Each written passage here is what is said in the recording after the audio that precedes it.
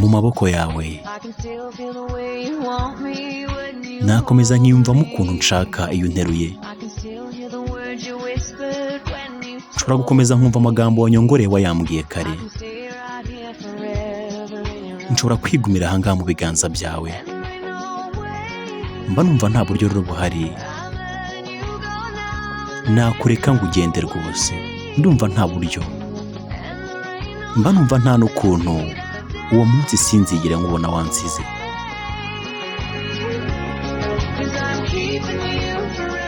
Kubera ko nshaka kwibanira nawe byiteka n'ibihe byose. Kandi njye nawe tuzabana iminsi yacu yose. Nifuza kujya nkanguka buri gihe ndeba amaso yawe heza, bigahoraho byiteka ryose. Ni Shania Twain, muri kumwe nanjye Wapla.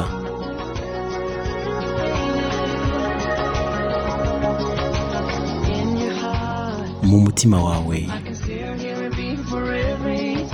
iyo unsomye mbasha kumva ukuntu umutima wawe utera. Niyo njye nawe tutari kumwe mbasha kumva ukuntu nkumbuye. Mbasha kwimva mu rukundo nkunda mu mutima wawe. Rero mba numva nta buryo buhari.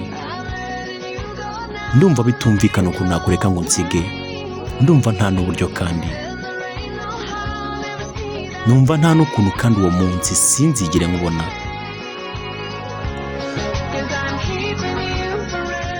Kubera ko nshaka kwigumanira nawe byiteka n'ibihe byose.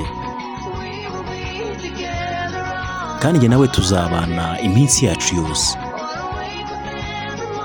Ndashaka kujya mbyukira buri gitondo mu maso hawe haryoshye heza, kandi bigahoraho. Muri kumwe nanjye Wapla, ni Shania Twain. Nkwibutsa subscribe ndetse na like. Ati nshaka kujya mbyuka buri gitondo mu maso yawe. Mbasha gukomeza nkabona indoro y'umuntu nkunda bya nyabyo. Umwe rukumbi utashobora kugira icyo nsumbya mu isi. Mbasha kubona urukundo nkunda mu maso yawe. Rero mba numva nta buryo na bumwe buhari naguhomba ngo nkure kugende. Mba numva nta buryo kandi. Mba numva nta n'ukuntu uwo munsi sinzigere nkubona byambayeho wansize. Kuko nzaba muri wowe iteka n'ibihe byose. Njye nawe tuzabana iminsi yacu yose. Nshaka kujya mpora mbyuka buri gitondo ndeba amaso yawe haryoshye. Njyewe nibera muri wowe byiteka n'ibihe byose. Kandi njye nawe tuzabana iminsi yacu yose. Nifuza kujya nkanguka buri gitondo nkura mu maso heza. Ni Shania Twain.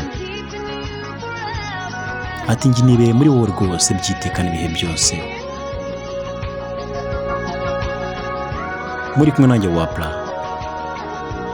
Gakomeze kabashimishe. Twibuke subscribe. Mu maboko yawe. Yari Shania Twain. Dusubire